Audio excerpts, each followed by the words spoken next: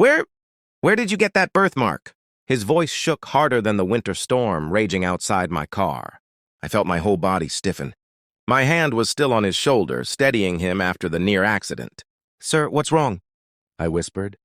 But the old man, shivering, pale, and barely thawed from the cold, just stared at my wrist like he'd seen a ghost he wasn't ready to face. That was the moment the night changed forever.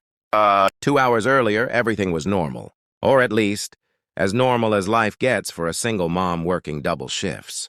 It was 2 days before Christmas.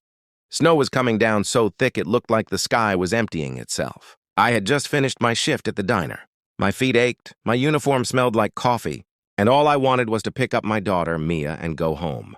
The road was nearly empty, just me, the snow, and the hum of the heater fighting to stay alive.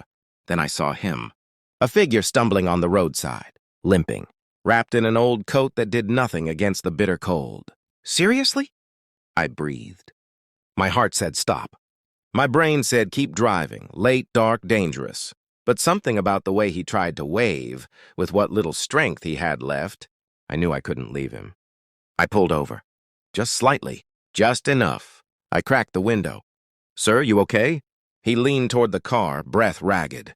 My car died. I think my hands are frozen." He was older. 70s maybe. His beard was white with ice crystals. His lips blue. I unlocked the door. "Get in. You're freezing to death out there." He hesitated only a moment before sliding in, shaking uncontrollably. Inside, the heater blasted. He cupped his hands over the vents like he was praying to them. "Thank you," he whispered. I don't think anyone else was going to stop. "Well," I said, "I couldn't just leave you." He smiled weakly. "You have a good heart.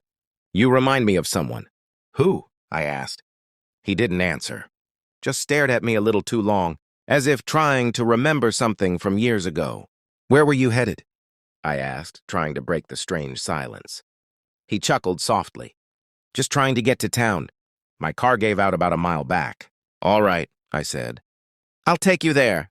We drove, or rather crawled through the snow. The storm got worse, the kind where the world disappears beyond the headlights. I gripped the wheel tighter. Then a deer shot out of the dark. I swerved hard. The old man grabbed the dashboard. My bracelet slid down my wrist as I fought to keep us from spinning out. We skidded to a stop. I breathed hard, eyes wide. Jesus, that was close. And when I turned to check on him, he wasn't looking at the road. He was staring at my wrist. At my birthmark, a dark crescent shaped like a tiny moon, his face drained of color. Where did you get that birthmark?" He whispered. I frowned. "What, this?" I was born with it." He covered his mouth. A trembling, broken sound escaped his throat. "No," he whispered. No. This can't be real." I stared at him, suddenly uneasy. "What are you talking about?" "My daughter," he said, breath shaking. "She had that exact birthmark. Same shape, same place, everything." My heart skipped. He swallowed hard.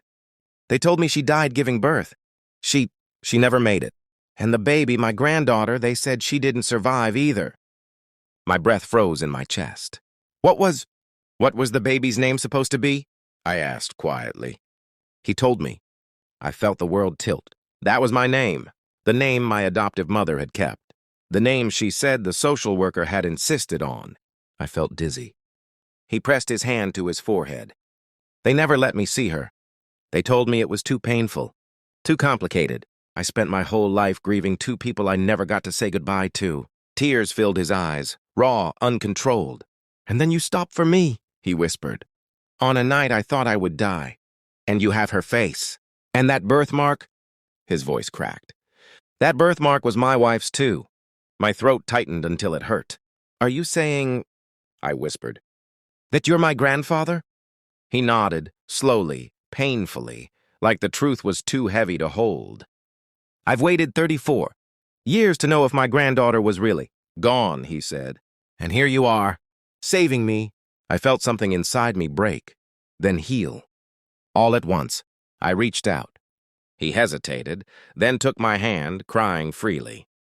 We sat there in the quiet storm, holding on to a piece of family neither of us knew we still had. I drove him safely to town, bought him soup, made sure he was warm.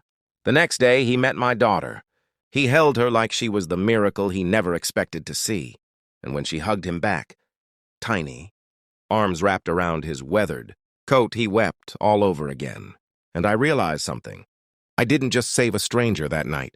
I found the family I never knew was searching for me. And he found the granddaughter he thought was lost forever.